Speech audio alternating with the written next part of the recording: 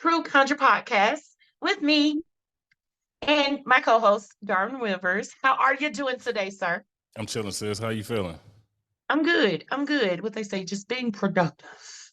That's about it. That's all we can do, right? All right. So Yeah. this episode 2 of True Conjure Podcast is about traditions.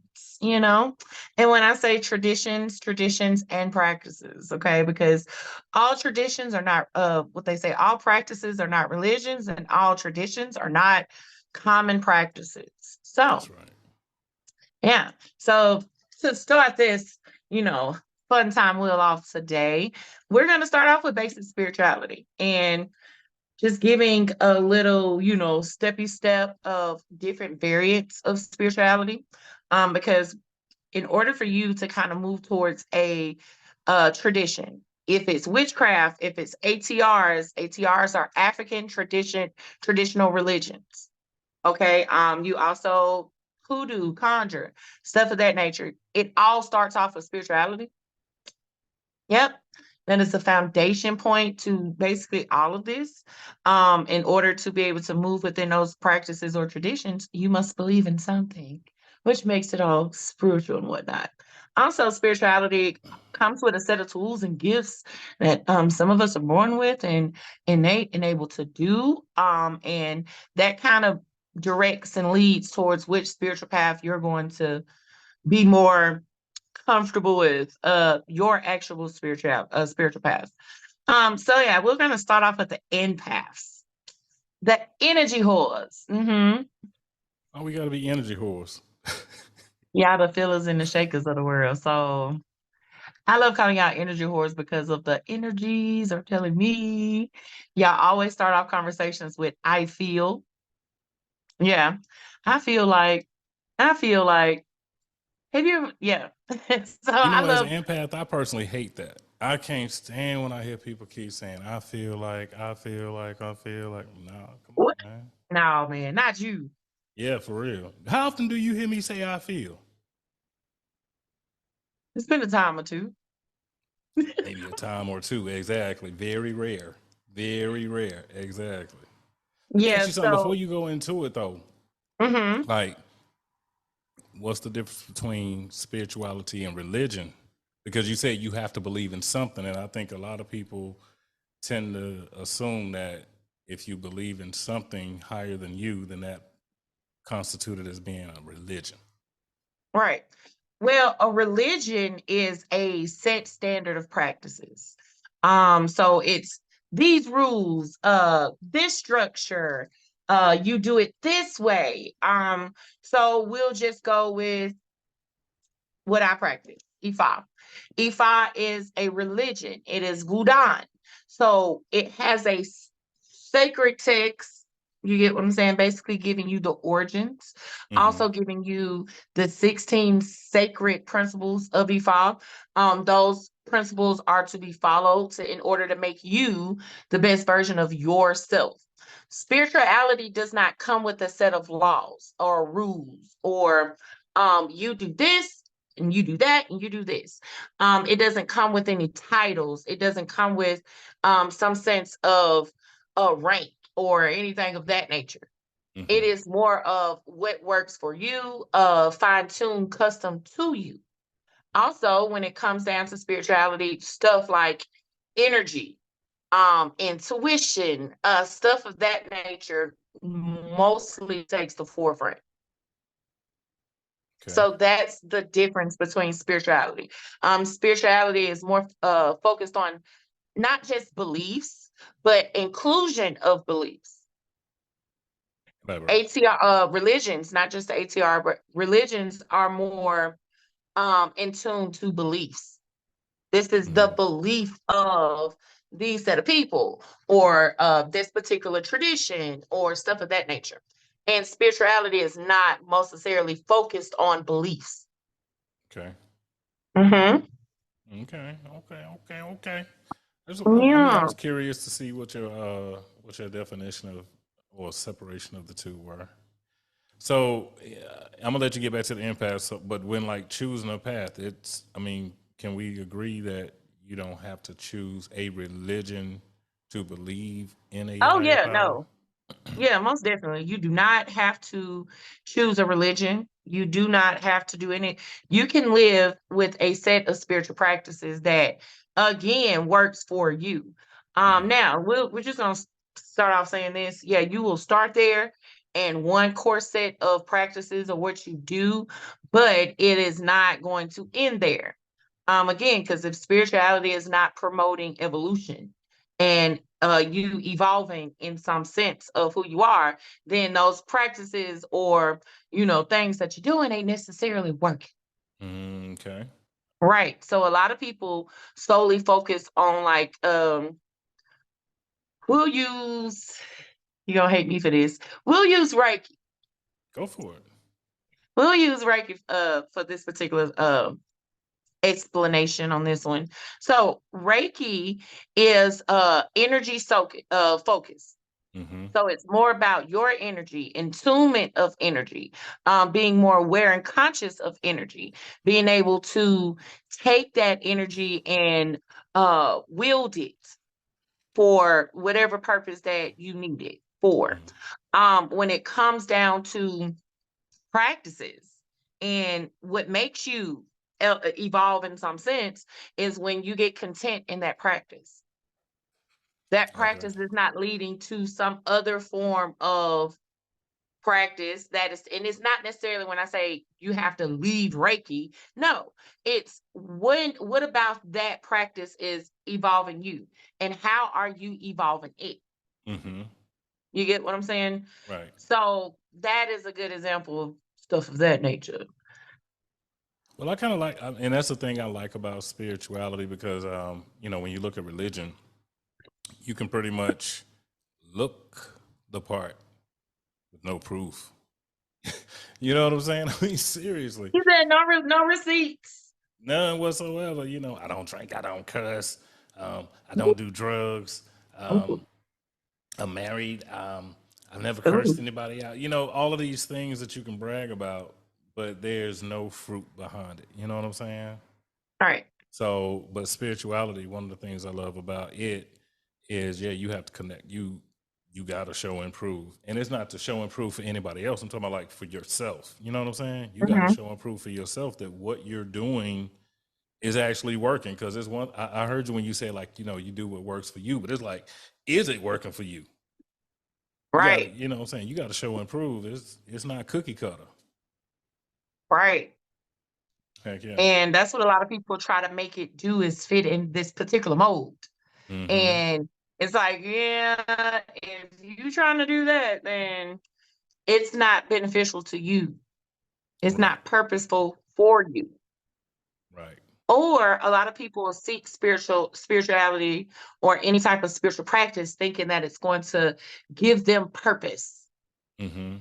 And that's another wrong thing for you to do. If you choose a path for purpose instead of allowing certain practices or core beliefs in order to allow you to evolve, you'll never meet purpose.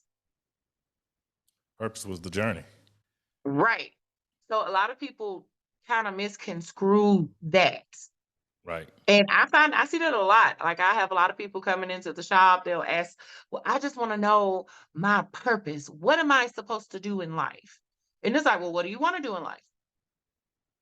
Right. What kind of person are you? What are your core set of beliefs? Right. What do you feel like is calling you? Right. Have you put effort into trying to move in that manner?" So spirituality is a core form of opening up that door so you can be able to move through in order to achieve purpose. Mm-hmm. You get what I'm saying? So, Yeah. yeah, spirituality is always going to be a starter point. Because if you Right. don't believe in something higher than yourself, then yeah, you are not a very spiritual person, even though you are created of spirit. So you're naturally going to be a spiritual person. Mm. Right. Yeah, so a lot of people don't believe how much they already kind of low-key practice spiritual practices, meditation, energy work, intuitive work. And I love it with the intuitives because they love to say, I can say things and then it happens. Right. Sounds like you're dabbling in spirituality, hun, Right. especially if that's something you truly do believe. Right. Because that is dabbling within manifestation. That is dabbling within intuition, especially the ones who will say, I saw it and then it happened. And you really, really, truly believe in your heart of hearts. And I'm not saying that it's not real, but what I'm saying, in order for it to be so finite, so definite, you have to believe in something other than blue skies and, sunshine. Right. So, Exactly. Exactly. so yeah, spirituality is always going to be a core starter. And then let's move to the tradition, shall we? Let's talk. Most beginner traditions, and I won't even say most beginner traditions. Once you kind of get an understanding of spiritual path and spiritual background and who you are as a spiritual individual, then certain things will start popping out to you. And what that means is certain ways of study. You'll become curious and interested in a lot of different things, and it'll Yes. just pop out to you when it's ready. For me, I started before I even started in hoodoo, I started in basic witchcraft. It was always basic witchcraft. It never really was defined like paganistic type styles. But yeah, it was just basic witchcraft. I did not grow towards a tradition because when you are involved in witchcraft, they do have traditions, methods of study. Mhm. And then that is more, you can go Celtic, which is Gardenian and all that type of stuff, or you can go Druid, which is the Vikings and all that type of stuff. So you got different areas that'll call you. Yeah. Luckily, none of those areas really called me. It was just the fundamentals. Right. I mean, I'm just saying, not to shade anybody, but it was just something about those. I couldn't truly get into it. And then they would talk about gods and how those gods would circle you when they want you to work with them. And yeah, I noticed something was circling me, but it wasn't, Morgan Le Fay. It wasn't Aphrodite or nothing like that. You get Right. so yeah, I noticed stuff was circling me, but it wasn't them. And it's kind of like if they circle you, then they peed on you. So now you theirs. Now they want you. Whoa. And for me, what got me kind of out of witchcraft, or I'm not going to say out of witchcraft, because some people like to say it's all witchcraft, but whatever. I don't consider myself a witch. But what kind of moved me away from that was ancestors. I started having random ancestors pop up, and Voices or what? mhm. You said Vocally what? or what was happening? Like, were you hearing voices or like how were you knowing they were popping up? Well, okay. I had this one granny, and she was a very matriarch style grandma on my Hmm. daddy's side. Queen Esther Ford.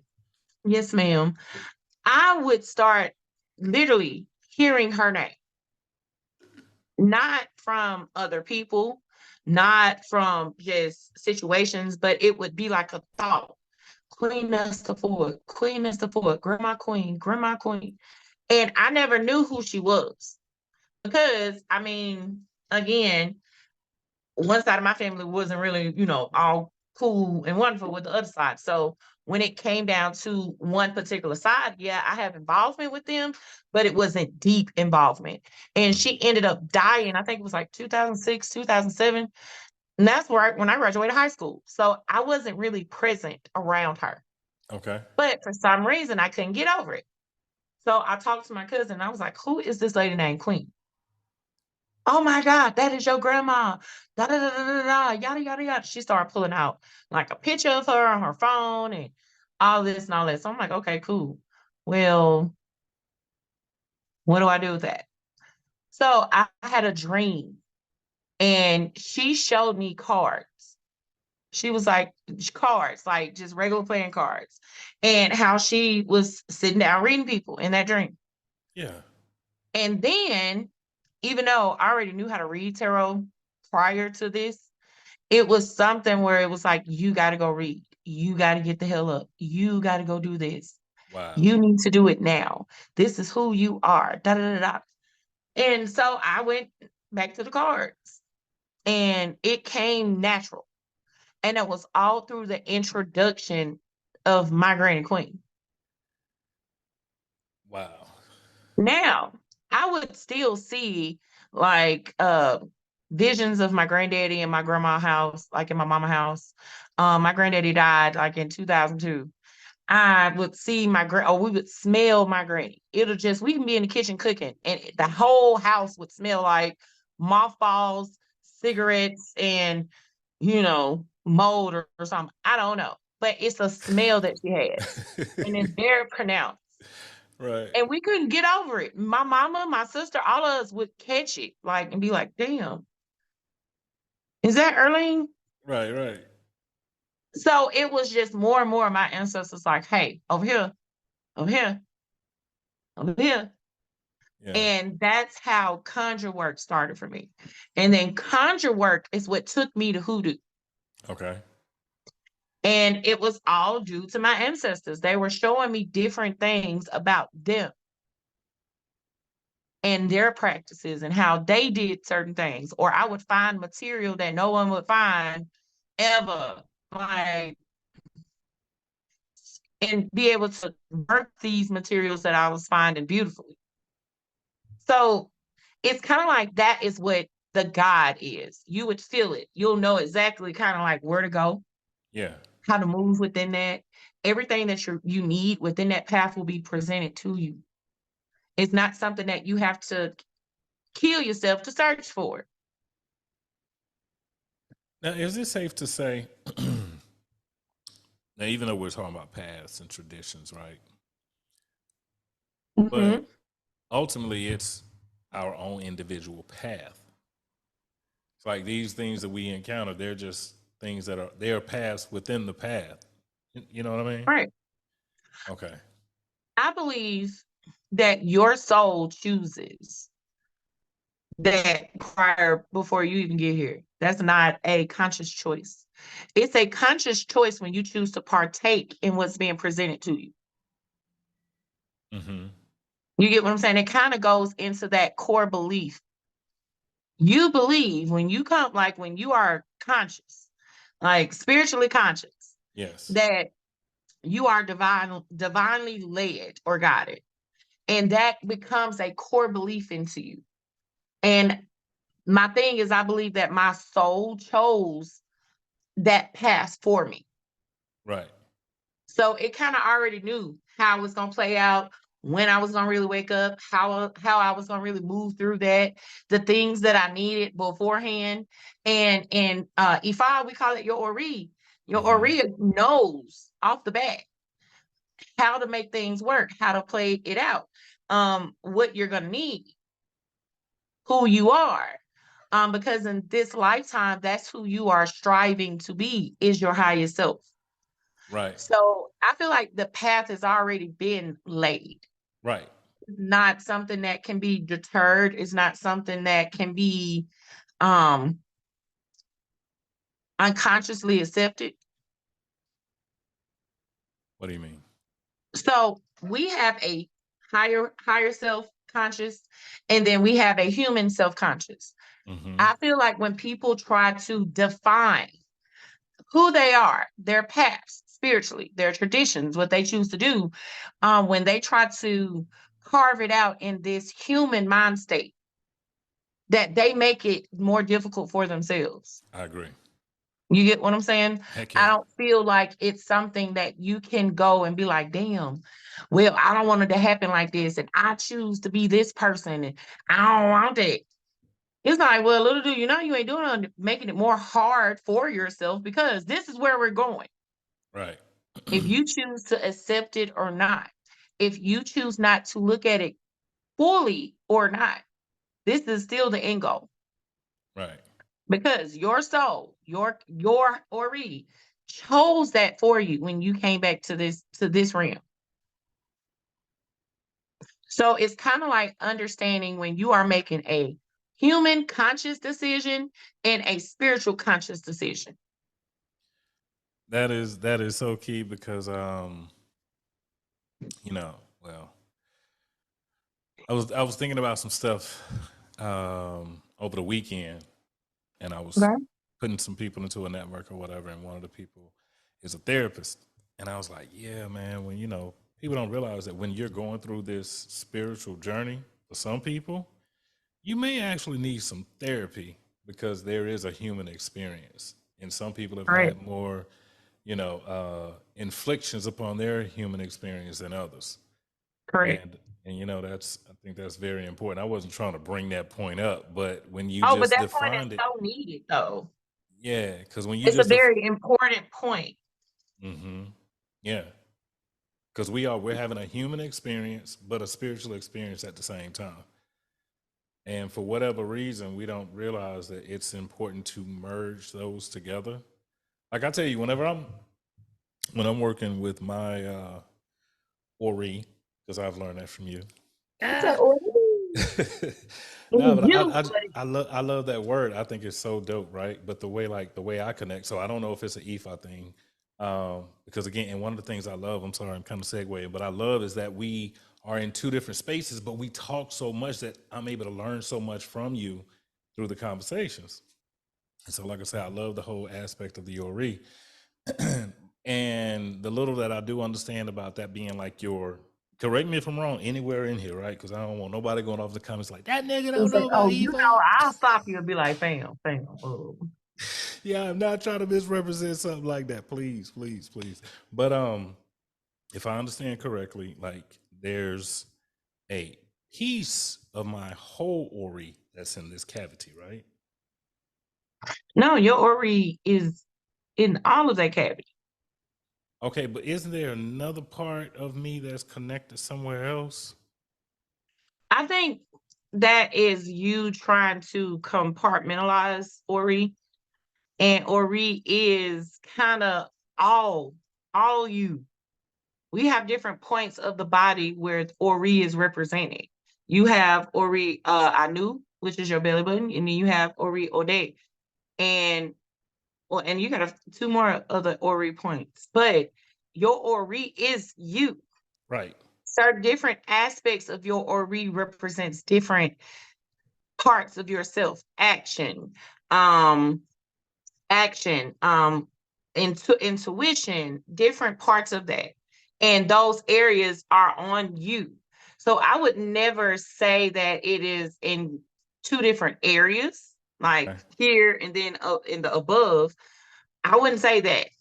I would say that your Ori is your soul. Your soul is here in this body. You Right. get what I'm saying? When you leave this plane, your soul ascends. See, okay. No, it wasn't you who told me that, but I do remember someone who broke it down that way. But Mhm. that's why I typically I run stuff by you anyway that I've heard concerning Is EFI, it true? because again, you know what I'm saying? That's why it's so important to have somebody that that really practices, really studies, because there's other people who will share other things and you're like, oh, okay, cool. Like I don't knock whatever somebody He said believes. he said that sound all right and all, but Yeah, but the way it was broke down, I wrestled with that. I'm gonna tell you, I was like, huh? I didn't even get the point how I see myself, but just that part. So I'm glad I actually ended up asking you about that, because that was different. I mean, But yeah, and it just falls in the lines of reincarnation. Like mm, we in Ifa, Vudan, we believe in reincarnation. Very much as the Hamitic system, they believe in reincarnation. Just like a lot of spiritual backgrounds, they believe in reincarnation. But in order to have reincarnation, you must possess a soul. right. And in spirituality, or in a spirituality sense, it is called soul cycles. Mm-hmm. You come to this plane and you have so many soul cycles that you experience. And some spiritual practices or some spiritual backgrounds believe that, yeah, you have a certain number amount of soul cycles, that you just don't constantly just recycle. And when your soul learns what it needs to learn, then it'll be done.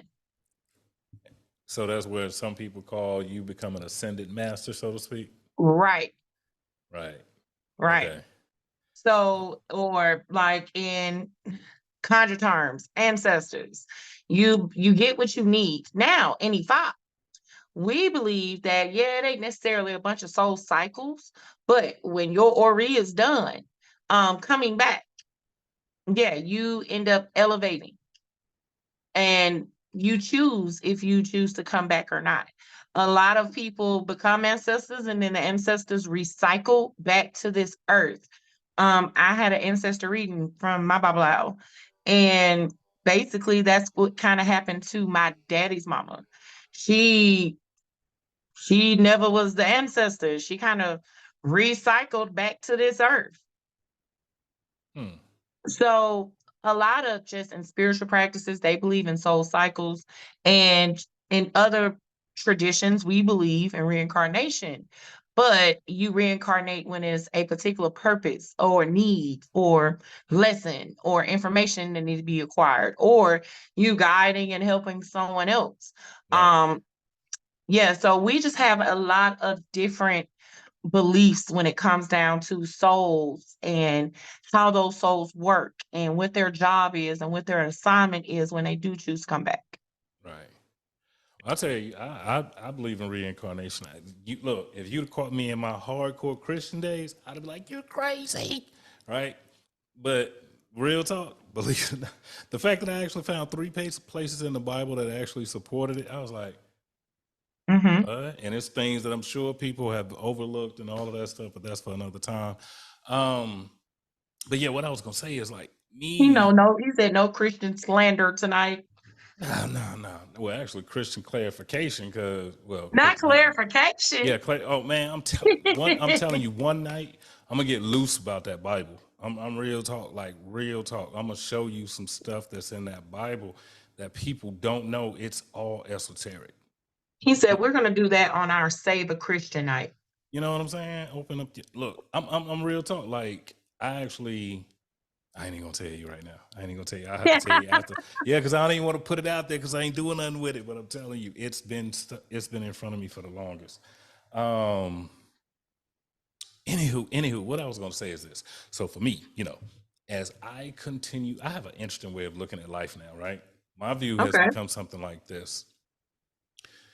Doing energy work, going in, seeing things, learning things about myself and stuff like that has really changed how I see it all because I know that everything I need is inside of me. Hmm. And even though we have believed into the illusion of time, right? Um, time is really just it's just like a whole moment, so to speak.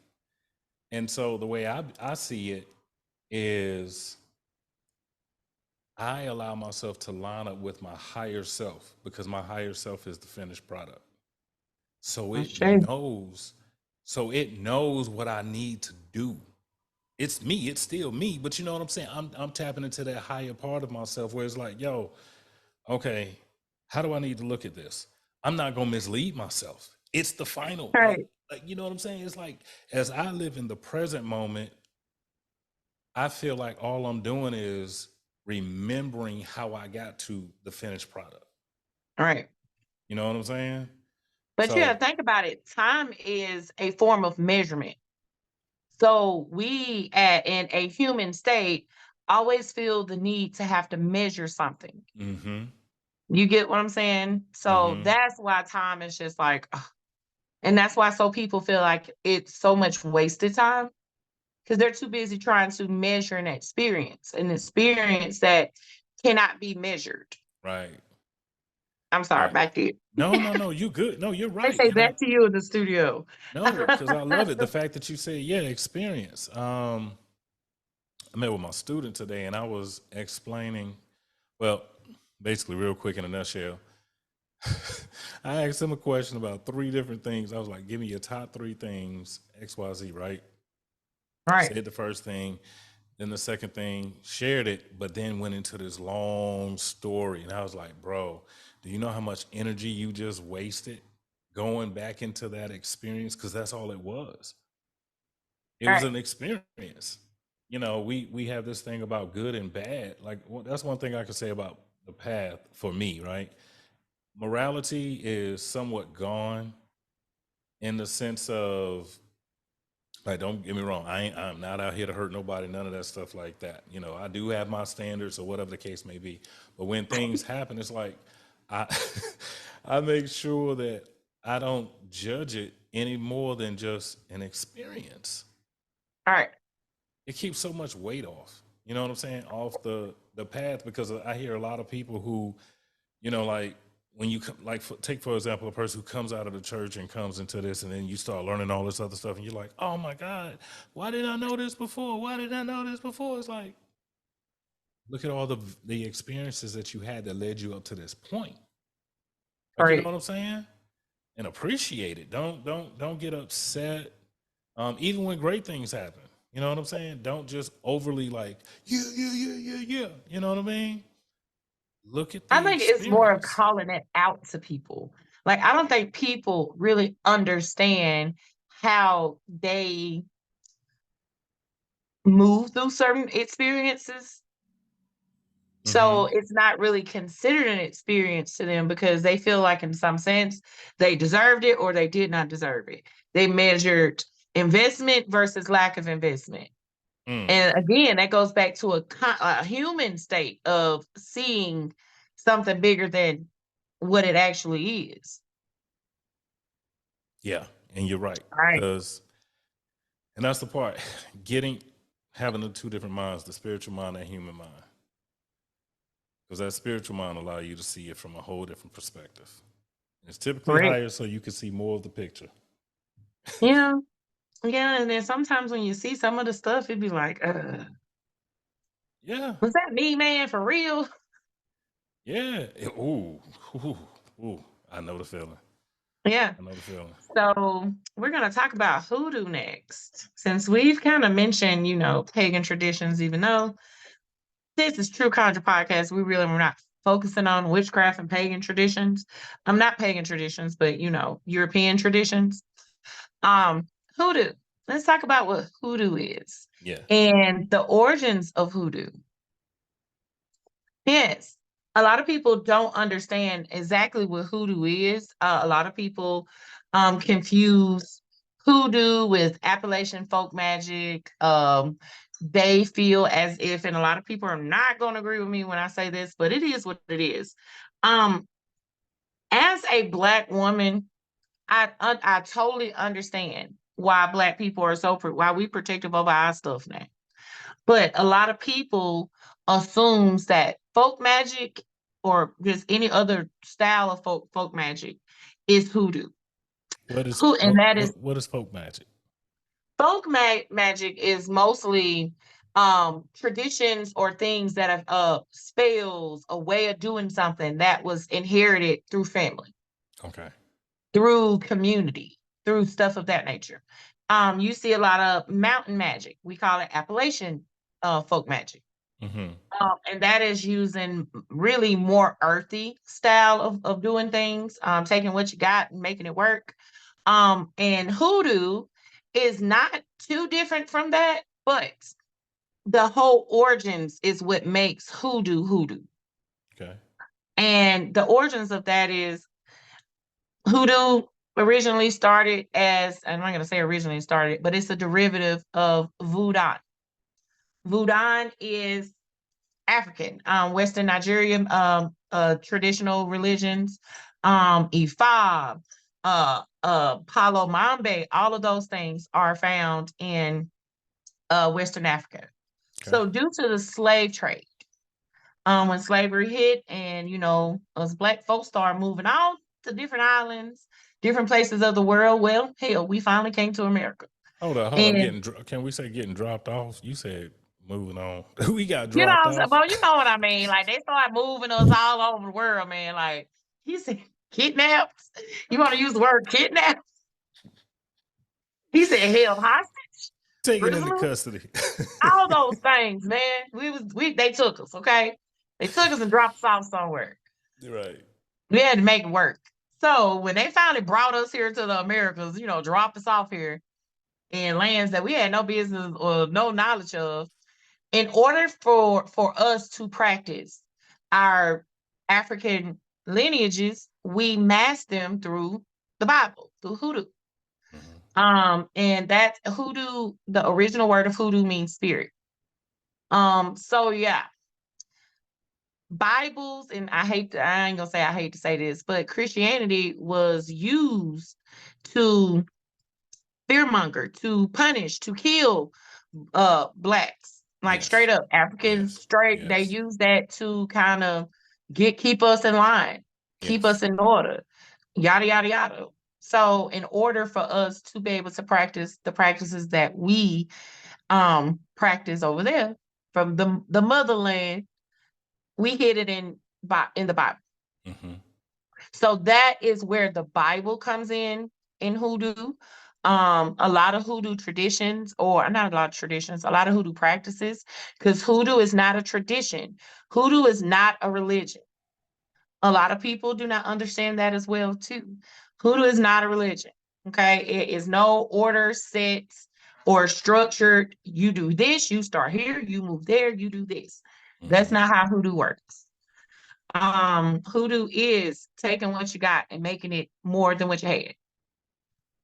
Straight up. And that is, I hate to say this because it's messed up. But I feel like as a Black woman, that's something we always had to do. Take what we got and make it something. And that is something that we have carried on through generations. And that's what makes hoodoo hoodoo. Yeah. It is a difference between hoodoo and conjure. Okay. A lot of people think conjure is hoodoo. It is not. Conjure is working with spirits. It is spirit work. When you work with your ancestors, that is conjure work. Okay. That is you working with other spirits. That is not hoodoo. Hoodoo does have methods of how you can better do your conjure, but it ain't hoodoo. Okay. Maybe some of these ancestors were hoodoo practitioners or root workers or whatever you want to call it. But yeah, it's not hoodoo. And who would they say? And hoodoo saved my life. I love hoodoo. Really? I love it. It made me who I am today. Like, Ifa just makes that better. It makes it enhances it and make it all great. But hoodoo, it gave me personal power. It showed me true belief in what it was that I was doing and who I am as a spiritual person.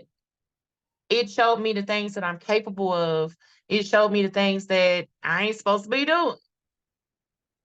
It opened up the doors to other practices and other traditions for me.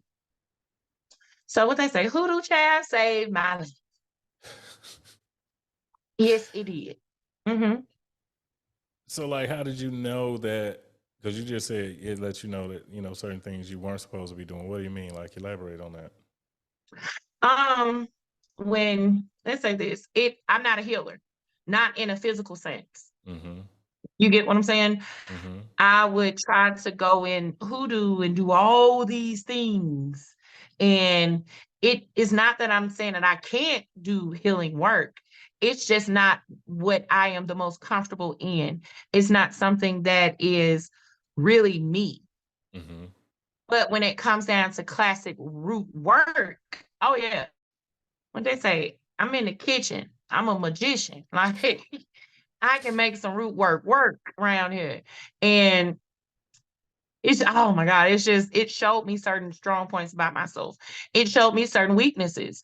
Like when it came down to certain purposes of why I was doing certain things.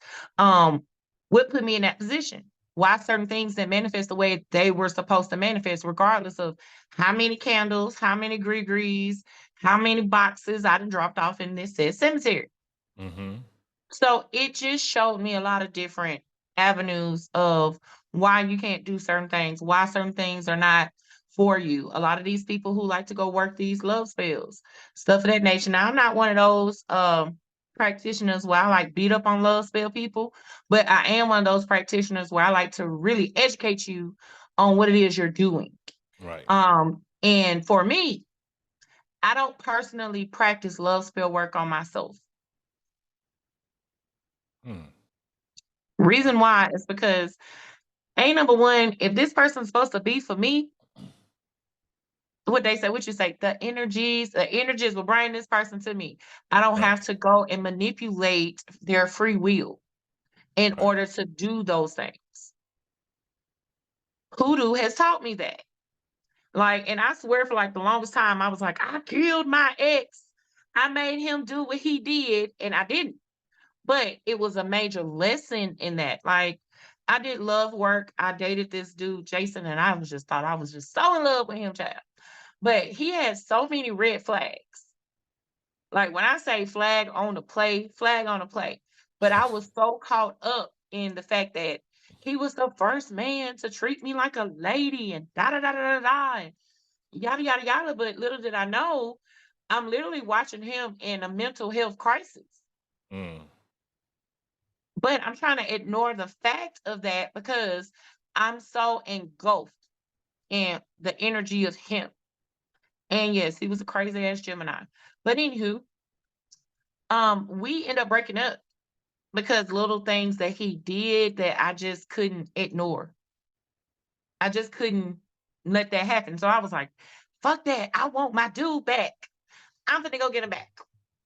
So I'm gonna go burn these candles and I'm gonna do this and I'm gonna do that and yada yada yada. Let's go ahead with the honey jars and the apple spells and all of those things.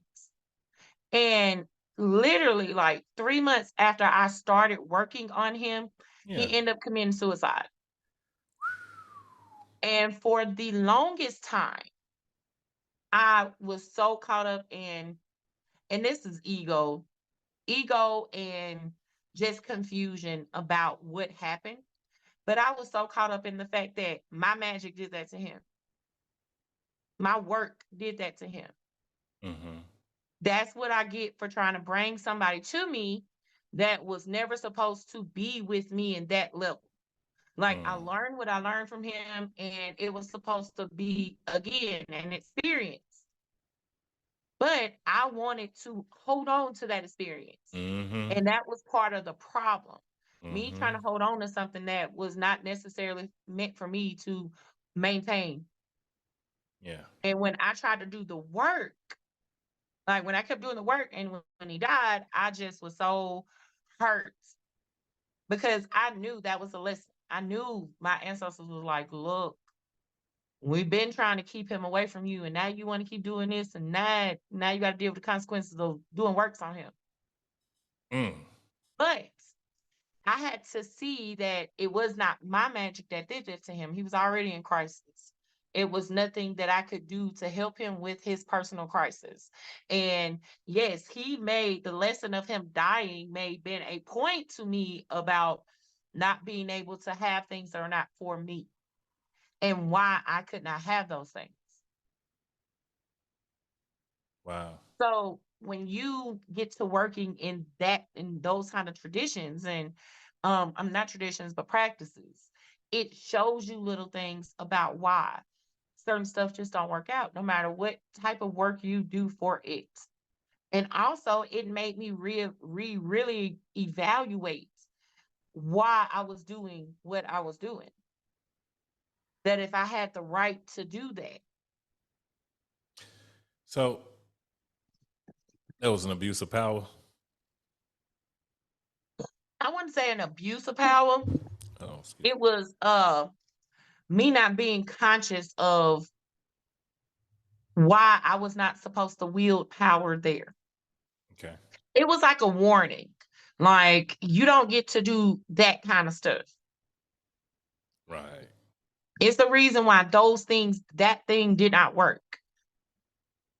Take the lesson instead of trying to move through something that will never genuinely benefit you. You know, here's the thing that bothers me about, and I'm just speaking for myself. I think this will be the thing for me that would that keeps me from ever asking for any kind of love thing, right? Right. Love working. I feel like I would always have in the back of my mind, are you really here for me? Or is it because something got you here? You know what I'm saying? That right there just messes with me for some reason. Why? Why does that mess with you? Why would that be the first thing that come up?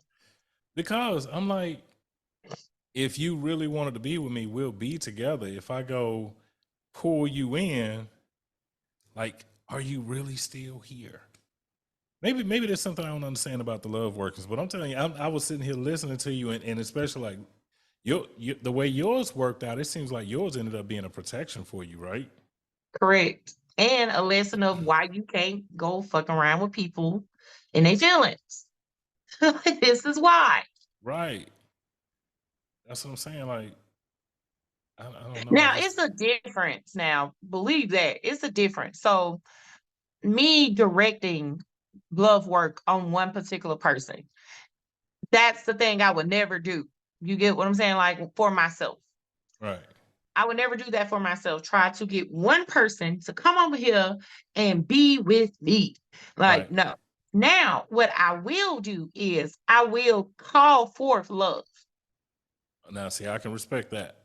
I will call forth love. Like when it comes down to me wanting a new partner, me wanting someone who is for me. I have done that before. I will call forth that. Okay. Now, the problem with that, and if you don't wield this correctly, you're going to call back all the dudes or all the women that have loved you once upon a time. The reason why is Yeah. because, in some sense, they still hold love for you. Gotcha. So when you say you're calling forth love, you have to, and when I first started, it took me a few times to get it together. Um, like I was calling back like 2 and 3 of the same people that I wasn't trying to bring back, but Uh-oh. I was trying to wield love. I was like, oh, look, I want somebody to bring them to me. Da, da, da, da. Did you know these are the same people who still have immense amount of love for me. Wow. So, yes, it's okay to call forth love, but be very, very, very cautious on who it is that you direct that kind of work to. Also, you have to be in a position where you're ready to receive that. Right. And also, that's a lesson that, they like to teach. Like, are you sure you're ready to receive all these things that you've been calling for and manifesting, and especially when it comes to love and romance? Like, you sure? Mm. So they love to teach little lessons like that, especially for me. Like I can't get away from. Can't You silly girl. seem to get away from them lessons, man. But yes, so hoodoo is. I won't say it's an ATR, but I will say it's a African traditional practice. Okay. Okay, it's American. It's not African, but it is American. Black American. So yeah, Okay. you have another voodoo. And this is New Orleans voodoo. A lot of people confuse New Orleans voodoo with Haitian voodoo or Voodoo or Palo Mambe or Obea or Obia. I always say Obea and it's Obia. So they confuse New Orleans voodoo with those traditions. And the thing is, New Orleans voodoo is a goulash of those traditions and also Catholicism, the Catholic Church. What? Yeah. How they work in there? Um, yeah, that's why you have so many saints that they pray to. Um, so they do pray, practitioners of New Orleans voodoo, they do work with actual saints, archangels, stuff of that nature, along with the Loa and also demigods. Mm-hmm. So they work a lot. They also have locals, practitioners, Dr. John, Marie Laveau, all of those different kind of practitioners that elevated into God status. Wow. So they elevated into Loaz. Hmm. Yes, Loaz is a Haitian term for God. So Okay. anytime that you hear Loa, Loa, that is Haitian, and that means God. Okay. But New Orleans voodoo practitioners have adapted that because of the goulash of all the different sauciness that is their culture. Okay. In New Orleans voodoo, there is no hierarchy or particular structure. When I say structure, it is let's say this, there are no titles there. You can call yourself Mumbo or you can be scratched as Mumbo, but it's not something that is official. You Okay. do have New Orleans voodoo priestesses. They love, and that's the thing. Like I love me some priestesses from down there because they Really? dope. Oh yeah, man. They know so much. When I tell you like it, sometimes you have to look at them as a hoodoo practitioner and be like, damn, y'all doing this down here. Like Like, they work in ways that you'll never. give me an example. So they have a lot of feast days. Mm-hmm. Their feast days is when they celebrate like St. John's Day. Um, they do part of the Day of the Dead or Fetgede. Like they do a lot of those type of ceremonies. Mm-hmm. Um, oh my God, there's summer solstices. Like it's just dope. Everything is ritual. Okay. You're always going to find an altar and not just a regular altar, like the most dramatic, elaborate altars that literally have live workings in front of it. There when they Hold on. You said live workings, yes, meaning they have actual workings going on the altar. So the altar is the working. right. All But right. when you say We're just live gonna leave it working, at that. okay, okay. Like, so when you do works, spill work, stuff of Yeah. that nature, we call them in hoodoo workings Mm-hmm. or root work. Okay. In New Orleans voodoo, they call it workings too. So they actually have altars, and the altar is the working. So the altar is surrounded around the purposes of what they're trying to achieve, Mm-hmm. or what they're trying to exalt, or what they're trying to do.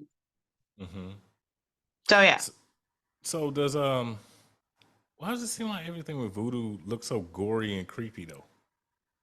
I mean, that's Hollywood. And you got to think about this. When it comes down to religions or traditions that outsiders do not understand, it Mm-hmm. always is evil or condemned or um all messed up. And again, that is a pissing contest. You got to think about it. You got a lot of people that are in Judaism traditions, Mm-hmm. Christianity, the Jews, like all of them, like they practice some form of Judaism. Mm-hmm. And in order to, ride for Christ, fist pump for Christ, everything Right. has to be dark and gory, all because it's not understood. When little do you know, when they're in church and they're doing, the blood of Christ and the sacrament, eating the body with the Right. crackers, we are doing the same thing. We just not eating crackers and drinking grape juice. But at the same time, we're not drinking real blood and eating on animals neither. Right. Right. So Right. they always make something more gory and dark when we do very much light things.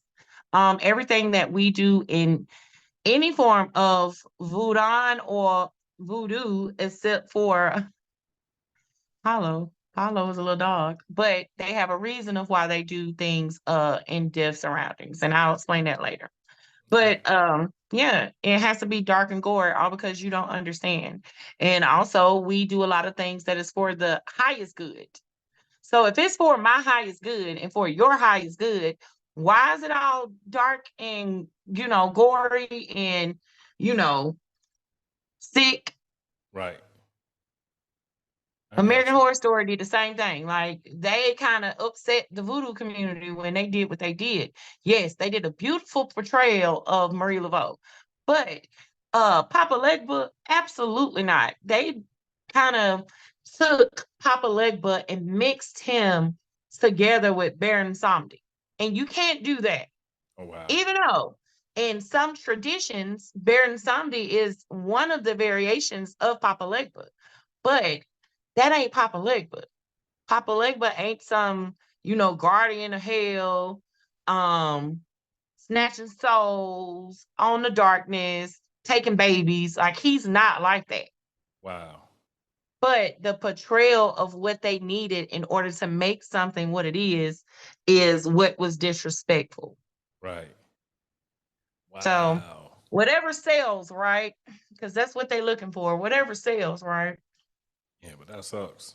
But see, that's why it's good to have people like yourself who know, you know what I'm saying? Knows that that's a false representation, because some people would look at it and be like, yeah, exactly. Yeah, no. Yeah, no. That's how, people get messed up out here. Yeah. All because of a lack of understanding. And when I say a lack of understanding, it's not because they feel like they just don't know. They choose not to learn. Right.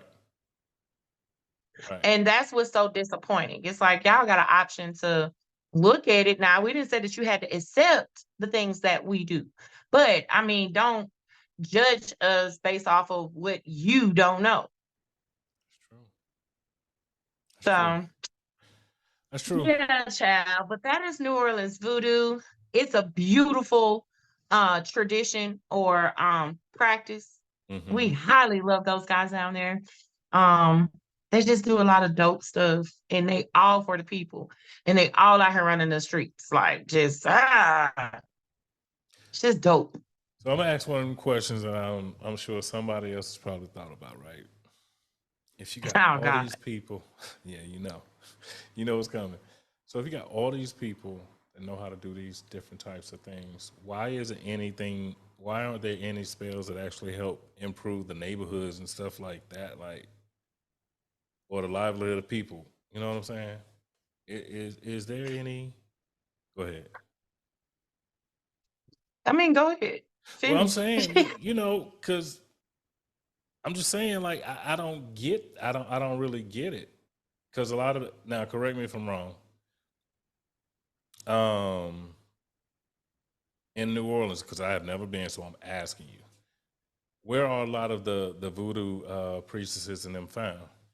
Are they in the lower income areas? No, some Okay. of them are, but not most of them.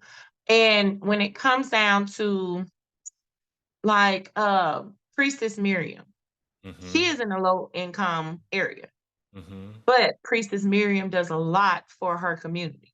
Mm-hmm. She is known for fundraising, doing what she needs to do. She does community outreach. She hosts tours, and I mean, it's just she's dope. And she's a little old lady doing this. So she's been in the community with her community for quite some time. She's Mm-hmm. not this very ego driven priestess, and she's there to help. Okay. You have Jessica Winston. She's a membo in Haitian voodoo. She does the same thing. She does a lot of community outreach. She does a lot of things for her community. She does a lot of things for her community. And also, she does a lot for Haiti. Let me ask you something though. What I was meaning by my question is like, is there a way to do a mass working? The thing is, yes, you can do mass workings, but also, too, you have to think about divine balance. Mm-hmm.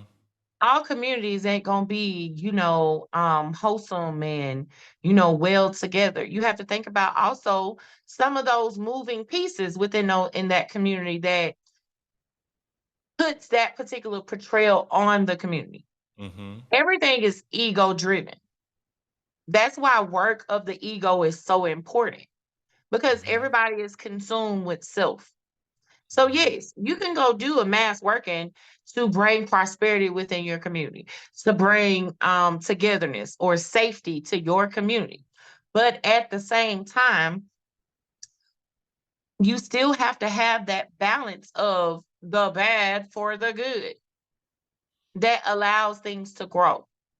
So yes, you can do whatever working you want to do, but at the same time, it's only going to produce so much result.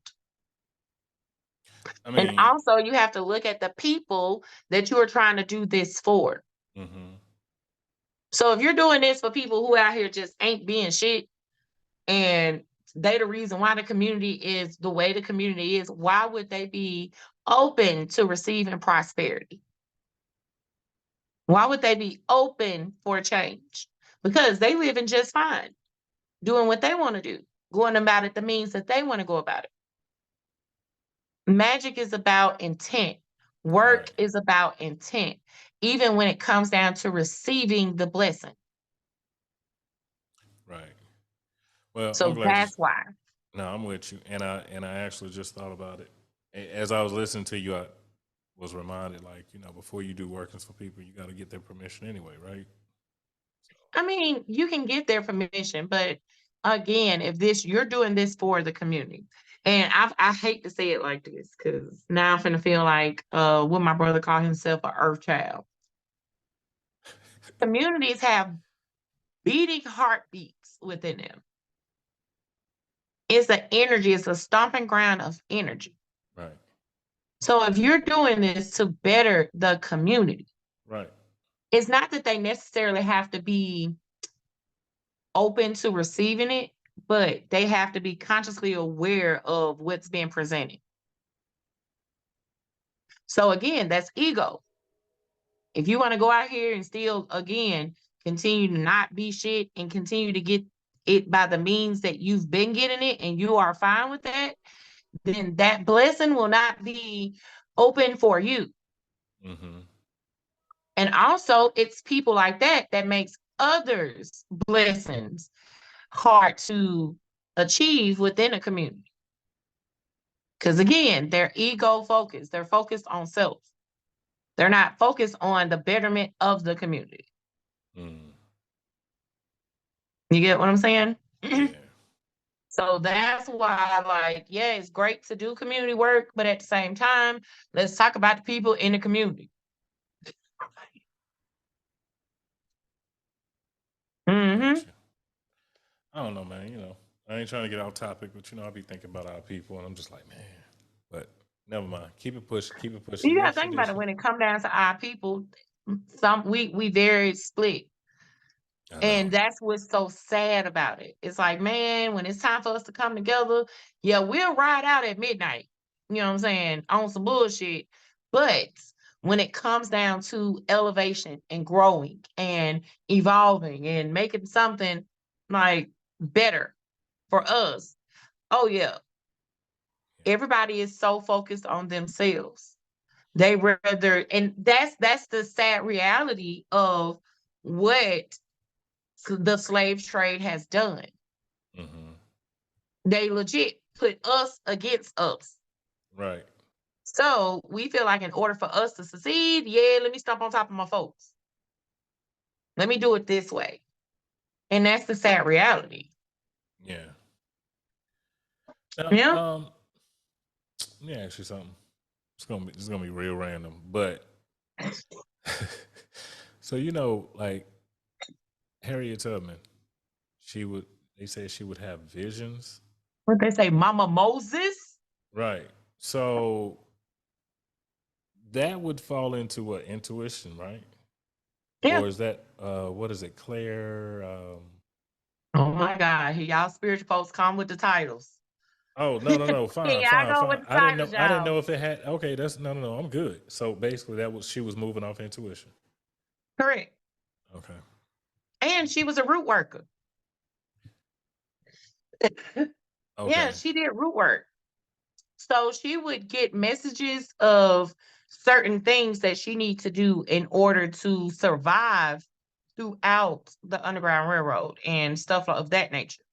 So she was a root worker. It's a book called Mama Moses that talks about um different partakes of the things that she was doing. And this is before the Underground Railroad. She was known as her community's root worker. Okay. So she would have visions of about which direction to go and when it was a particular time and um how to maneuver through that. And also she was doing root work to bring in supporters, people who were supporting her cause. Wow. Yeah, like that's why I was like, look, a lot of people sleep on Mama Moses over there. But Right. Mama Moses was a whole ass root worker. Yeah. See, everybody make her seem like she was a churchy chick. Not knocking her if she was, but Again, I'm she just was a saying. church chick. She was. But again, think about how we got in the church. Got you. You get what I'm saying? I got Like, you. I think got you. about how Black folks got in the church through Got you. indoctrination. Got Like, you. let's go ahead and let y'all know that there's only one true high God, and he's some white man in the sky, and if you don't do this, you're going to hell. And if you're not a Christian, then we're gonna kill you Right. because there's only one true God. Like that was their belief. Right. So yeah, of course she was in the damn church. Yeah. Because think Man. about it, like at that particular time, you had the witch trials and all that shit going on. So who was around here talking about I'm a root worker? Nobody. Right. That was something that kind of just went through the community. Got you. Got What they say now, back to you in the studio. you. I ain't messing So with you. yeah. Yeah, so that is a few of the voodoos and hoodoos and stuff of that nature. And then also too, let's circle back to what you were saying originally when it came down to right before I said what I said. You were saying how is that intuitive? It was something that you said, and I Oh, was gonna about go in. Harriet Moses. I mean, Harriet Tubman. Oh no. You said is that clear audience. Yeah. Okay. So y'all, let's just get down to it. When it come down to the clairs, because it's like 5 clairs, okay? Don't get caught up in the title. The thing is, the most annoying thing that you can do is to put yourself in a box with a Mm-hmm. title that says you're Yes. clairaudient or True. clairsensey or clear or whatever the other 3 clairs are Voyant. behind it. The thing is, you may be heightened in one, but as a clair, you will possess all. Mm-hmm. Okay. So when you end up turning into a clairaudient or a clairsensey or a claircognizant or whatever here we're gonna call it, um, what are you gonna say? Oh, I'm clairaudient, I'm clairsensing, I'm claircognizant. I'm no,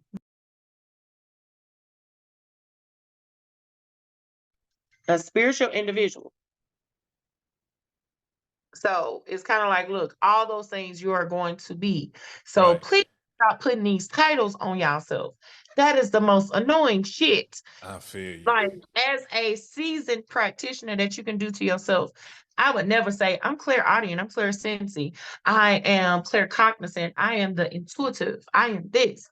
No, Right. I have a lot of intuitive methods. I am a higher sense of person when it comes down to manifestation techniques. That means I can do a lot of different workings or ways to manifest besides just me opening up my mouth. Right. So please, you guys, don't be the ones that go around here. And I notice there's a lot of the YouTube girlies because they must put a title on something. They must put a Clickbait. title on something, honey. You can't just be, special, but you Right. got to be a certain kind of special. Right. And it's like as you progress through your spiritual path, you're going to notice that all those labels that you put in yourself will drastically change. It's Yeah. never gonna be just the one thing. Yeah. Main So thing, yeah, I just just take it. wanted to say that. Yeah, no, I'm glad you did, because the most important thing with anything, man, just take it freaking day by day. 'Cause like you said, on one hand, it's like a balance, because on one hand, yeah, if you label yourself one thing, then you limit your experience. You know what I'm saying? Right. Um, but then on the other hand, when you're starting to get into stuff, sometimes you can get all googly eyed like a kid in a candy store and see so much that you want to go touch, and it's like over here, you need to take them one step at a time. You know what I mean? So Right. it's like make sure you keep it balanced. Don't limit what you can experience, but don't jump out there and try to get all the experiences at the same time. That's all I'm saying. Because you'll never really be comfortable in any of them. Right. That's the thing. That's why I'm like, look, slow yourself down. It's a lot of things to grow and to learn and to do. And going back to the statement of time, stop using time to measure your experience. Right. You get what I'm saying? Because again, it may take you several years to really be able to hone in your empathic skills. Yeah. Being a good empath or a true empath or a strong empath or just a understanding empath is not going to take a year. Right. That is an ever evolving thing because you are an ever evolving person. Right. So it's just all about being patient and just understanding that look, we got to start somewhere. You are not going to end off where you started, hun. And if you do want to partake in practices like spirituality or hoodoo or um, witchcraft or whatever that is for you, and look, start somewhere, but don't put yourself in this loopy loop where you feel like you have to achieve this goal by this time. Right. Right. So, yes, we love the tradition and I love all different kinds of religious practices, but I ain't trying to go around here and learn all on neither. Right. Me either. I ain't trying to do all that. I need to work. I need to learn what worked for me right now before I get all curious and nosy about something else that may not even be for me. Right. Yeah. So be patient and trust where you're being led to. Yeah. I agree. And dive into it though. Like really dive into it. Right. Because if you're not consistent with it, then you never really know if that's for you. If you just, oh, I dabble in it every now and then, I go pick it up, I put it down, I pick it up. Like you missing out on a ton of learning, uh, exploring yourself, learning new things about yourself through this particular modality or practice or whatever the case may be. You know, you learn so much, and then you learn so much about it to see if you Right. really connect with it. Because a lot of times people get into stuff, and of course they say, "Oh, this ain't what I thought it was." You only find out by being consistent. You know what I'm saying? You know, you could be a But part of. also too, you got to look at the timing that you're doing this in. Break that down. Like, so for example, um, we have this whole TikTok, Instagram, Facebook, surge of now everybody wants to be a part of some spiritual practice or some religious traditions outside of Judeo Christian background. Right. Everybody wants to do magic. Everybody wants to manifest. Everybody wants to do these things. But the thing is, you have to look at the point in your life where you are moving towards those things or curious about those things. Let's just keep it real. If you are below 25, you are not going to really pick this up and carry it. We just gonna keep it real. Yeah. I'm not expect it's the expectation or the reality of that is, hey, you're still learning how to maintain as a whole ass adult Really. in this like real world, not even a spiritual plane, but this real reality here. So if you are struggling to do those things, yes, it's great to get information. Yes, it's great to, consider some things, but I'm a realistic person. I'm not expecting consistency from anybody that's younger than 25.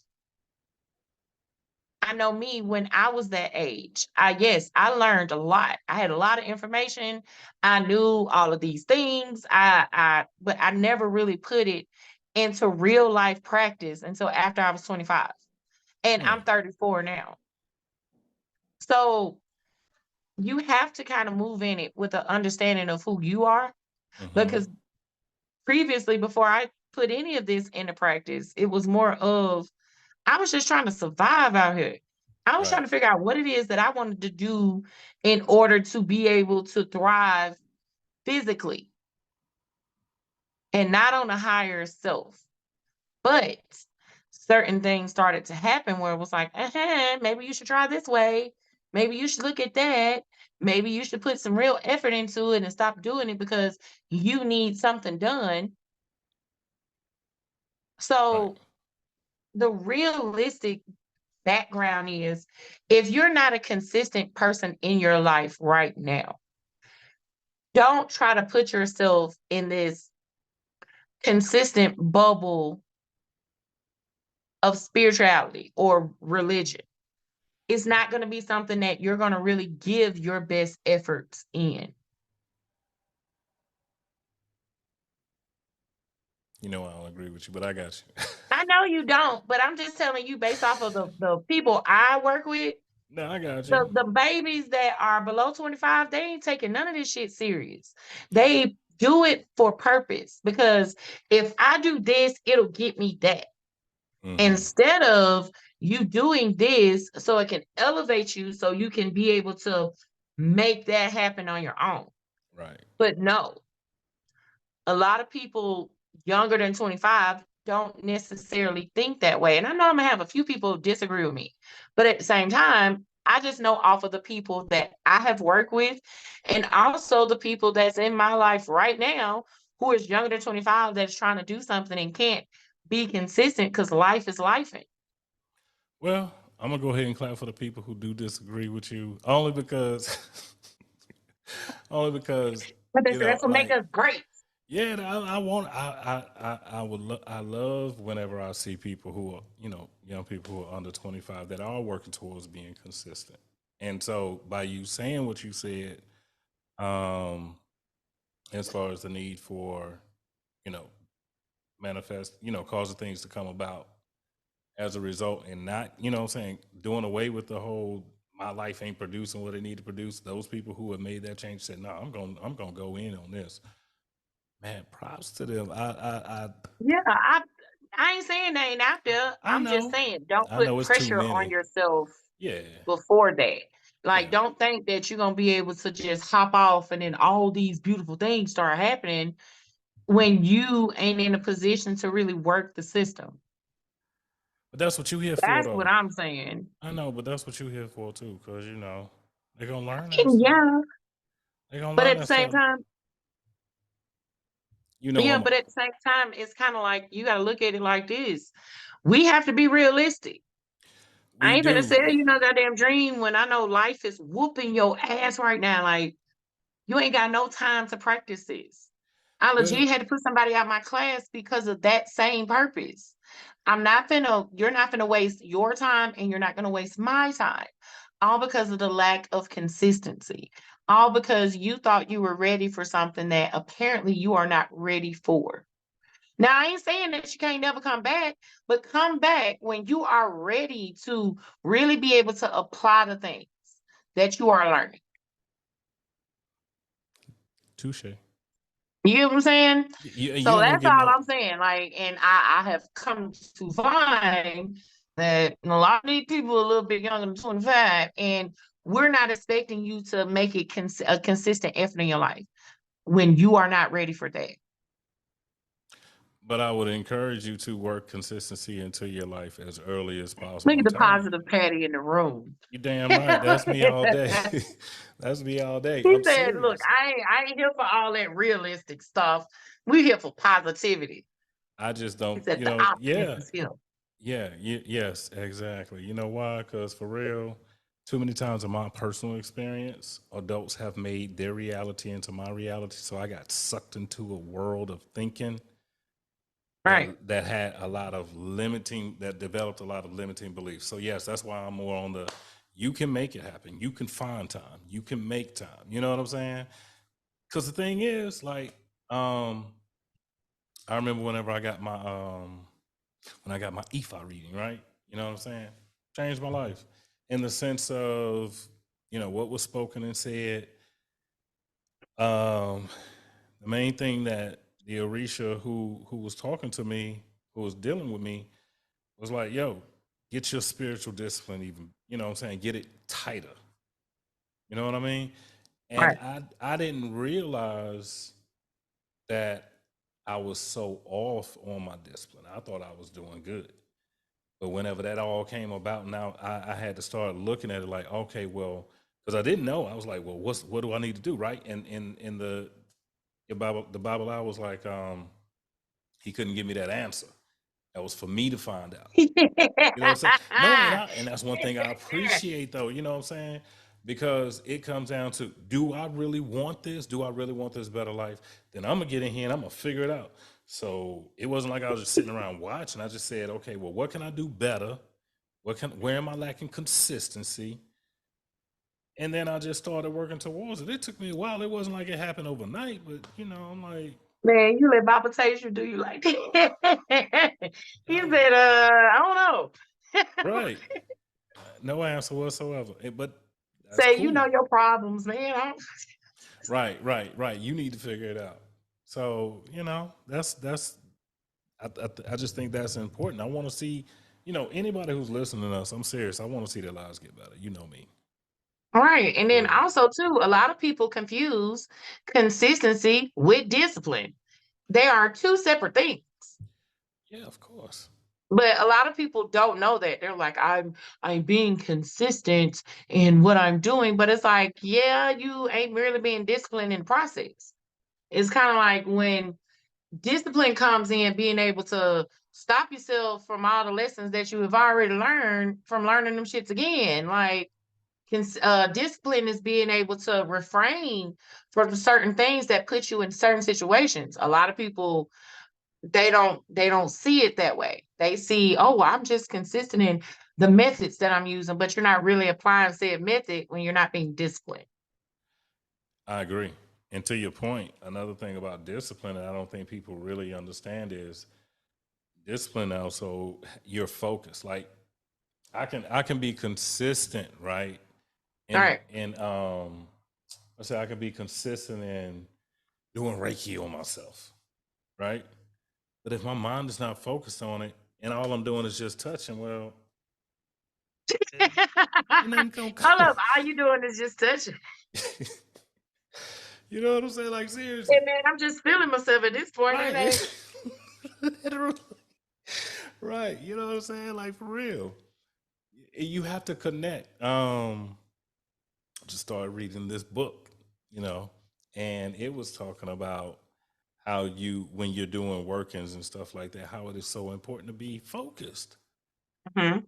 And a lot of And would people you don't. tell everyone what that book is, since it's a beginner, herb book and witchcraft book? Incense, yes, incense, oils, and brews.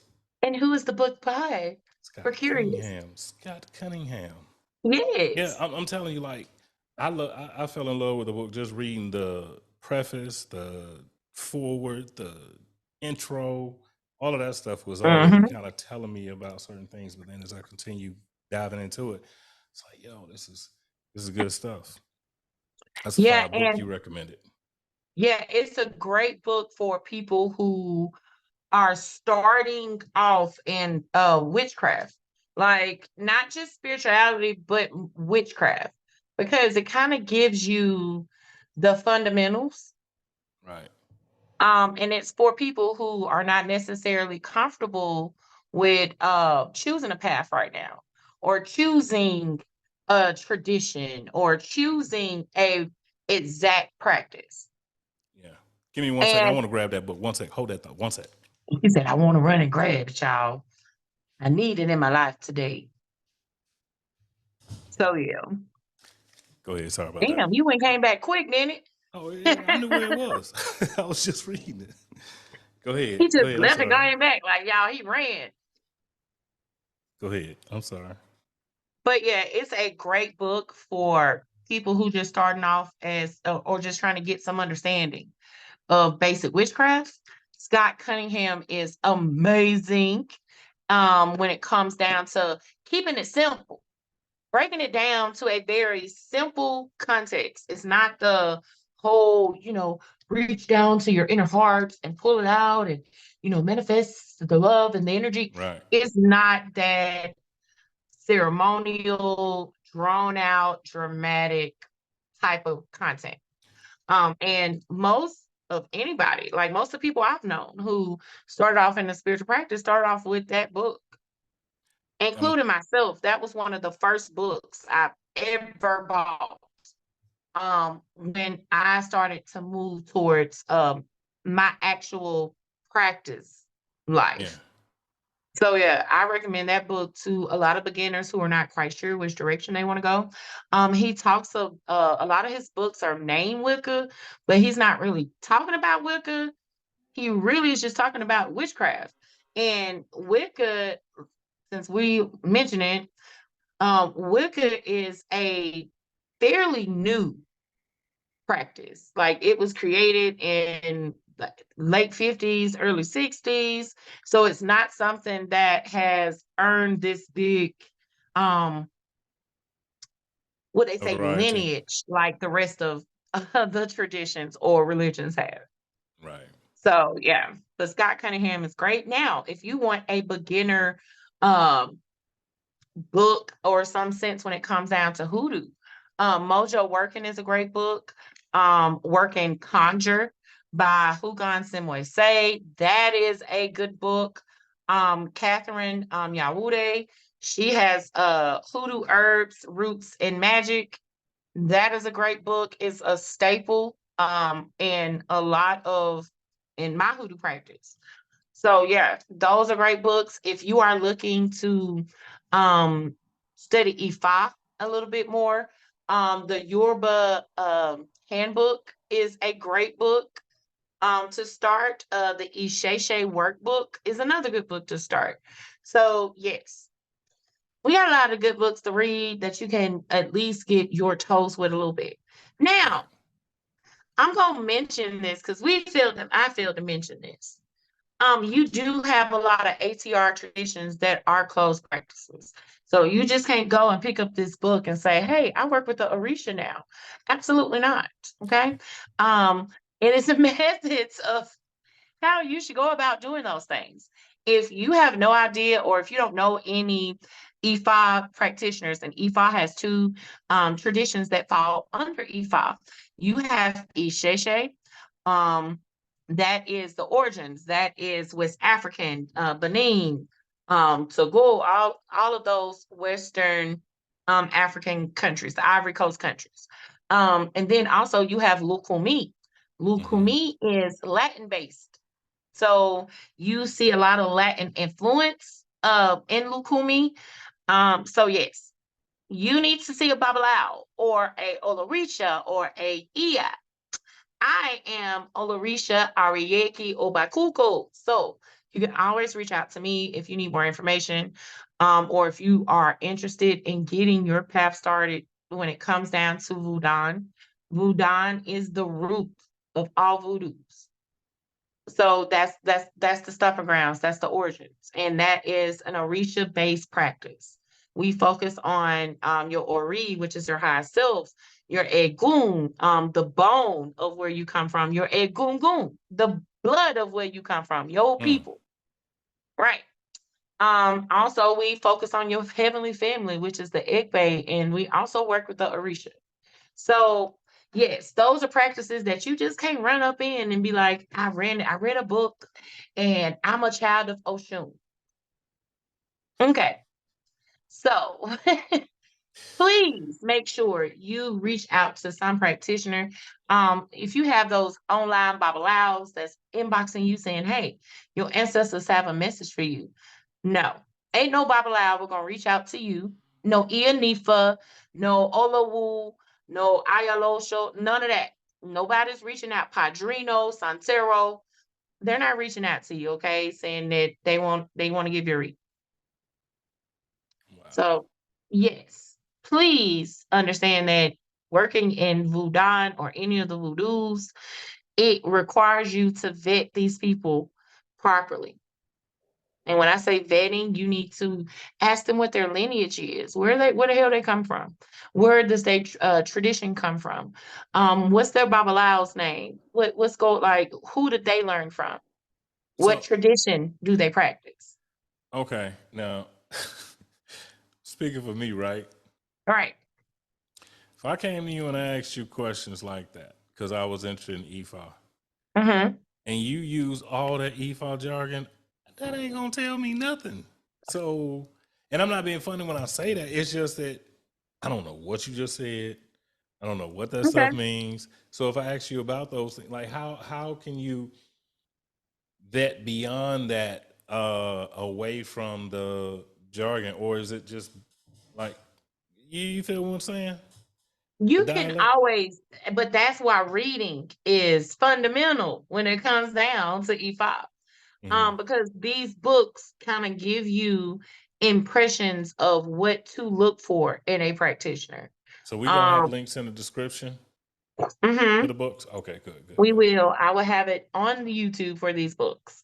Okay. Um, but yes, it is information is out there. Also, too, when it comes down to a Babalao, what's the name? Like E5 is a little tricky when it comes down to first coming into the fold. The less information you have, the more difficult it's going to be for you to decipher it. Mm-hmm. So that's why reading is great because it kind of shows you the difference of African based versus Latin based. Mm-hmm. Also, look at the names of these people. If they have a Baba first name, like government name after Baba, you might not want to be dealing with that Baba Lao. Mm. No true Baba Lao is gonna be walking around here calling themselves Baba Michael or something like that. It's like, what's your Ifa name? What's your African name? Like, when Mm. did you get initiated? Like, what are you initiated as?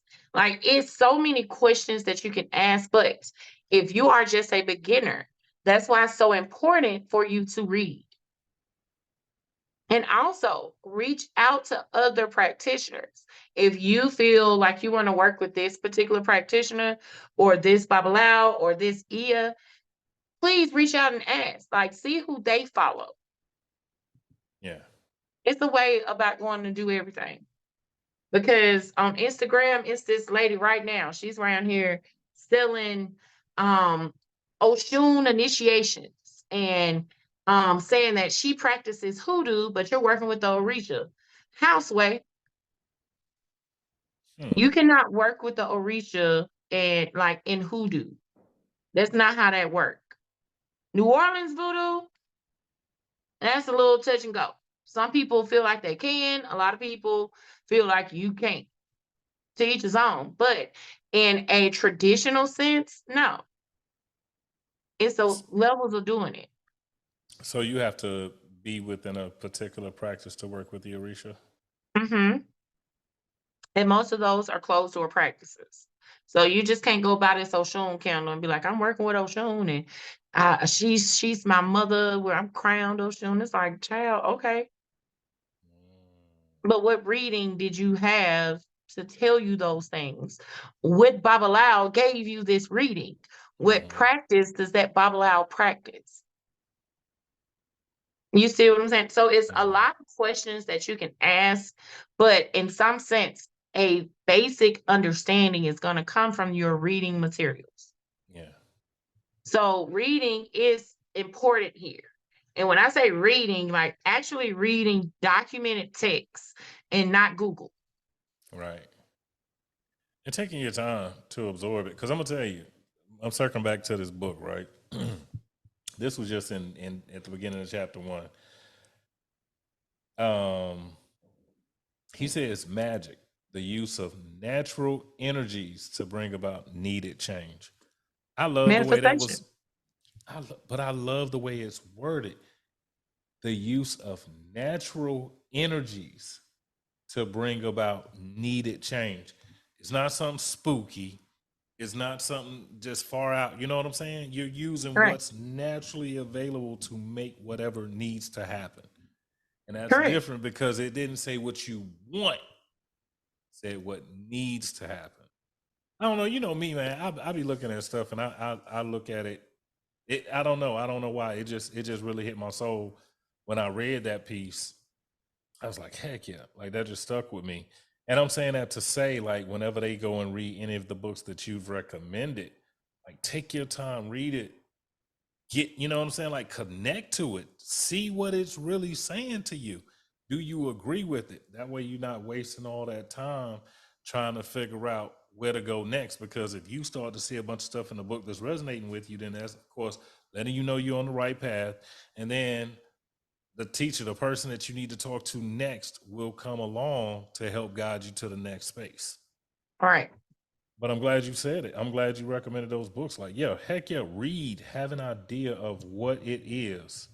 You know what I'm saying? Then, of course, talk to some other practitioners, like you say. I'm telling you, those, man, talk to a couple of them because I'm just speaking from my experience. You know this. Like, I've heard He about said, EFOP from quite a I few got a couple of people. numbers. Yeah, I've heard about EFOP from quite a few people. I'm telling you, it's like mixed reviews. I'm like, but when I listen to you talk about it, I'm like, oh yeah, but you're able to explain it and really break it down. You know what I'm saying? Whereas it seems like some people, they don't really know. I don't know. I'm not Yeah, sure how that confusion happens. like Hoodoo changed my life, but EFI has enhanced my life. Mm-hmm. EFI has taken me to places I never thought I would be. It has elevated in certain ways that I never saw for myself. It has given me tools and given me certain guidelines that I can follow to help with a lot of things that Hoodoo couldn't necessarily help help for me, like, Mm-hmm. or show me in some sense. Mm-hmm. So yeah, EFI has provided a lot for me in my life. I would never change my mind on reverting back to anything or to practice something else until I get to a particular point where I feel like EFI is not useful, but Mm-hmm. I don't ever see it not being useful. So yeah, Hoodoo changed my life, but EFI has definitely enhanced it. Okay. Yeah, and I definitely feel like practicing EFI, I'm exactly where I'm supposed to be. Nice. Yeah, and going into that, it's good what we're going into episode 3 about. You know, these people who like to, the judgy ones of the world, okay? The judgy ones. We're going to talk about that, and that's going to be more curated for the ones who are already kind of practitioners of things. And it's going to be a great informational space for new people. So you kind of know what to expect, how things, just the extras. The Mm-hmm. extraness of it all, child. And these things just don't apply to ATR traditions. It applies to practitioners in general. Because for Mm-hmm. some reason, practitioners have an issue with having pissing contests. Their practice is better than your practice. How we do it is better than how y'all do it. And yeah, nah. Mm, Yeah. yeah, nah. And So yeah. that's what I'm saying.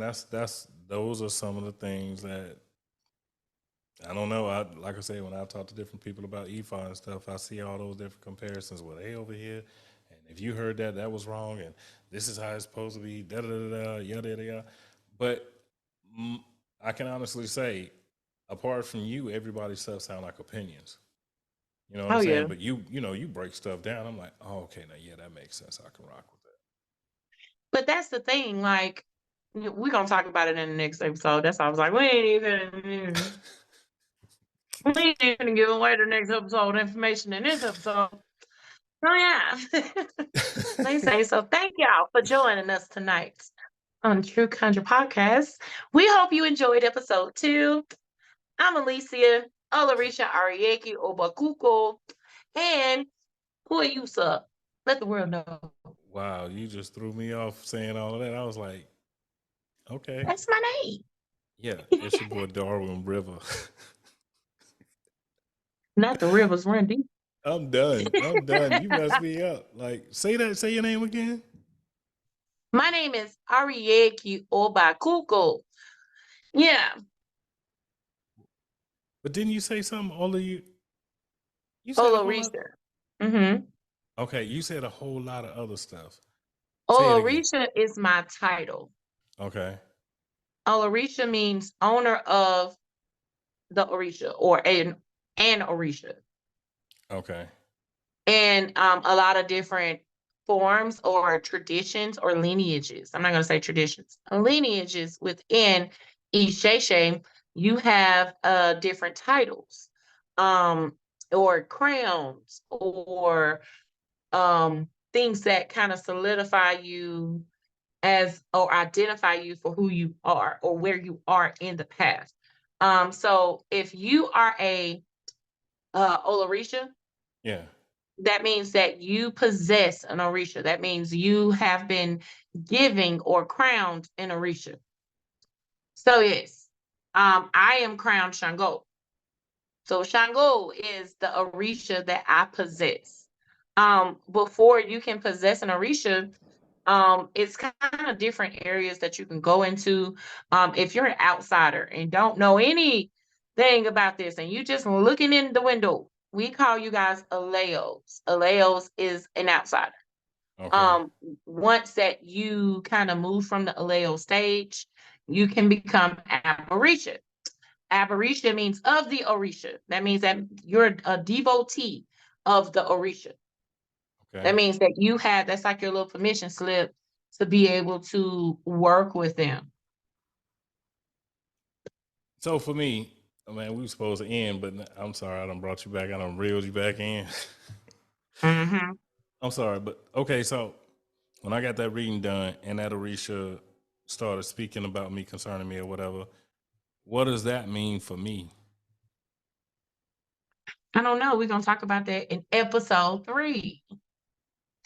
Okay, cool. Then you look. Yeah, like We're gonna you go keep ahead. talking about stuff that go to the next episode, sir. My bad. Look, we're You gonna know, get. you We keep gonna trying to get. get everything out in this episode, and no. Look, okay, we're gonna get up out of here. We're gonna get up out of here, okay? I'm finna shut it down right now. We're gonna get up out of here so we can get ready for this episode 3 because I'm curious. Right. So again, I'm Olorisha Ariyeke Obakuko. And I'm gone. Peace. And I'm out of here too. We'll see y'all episode 3.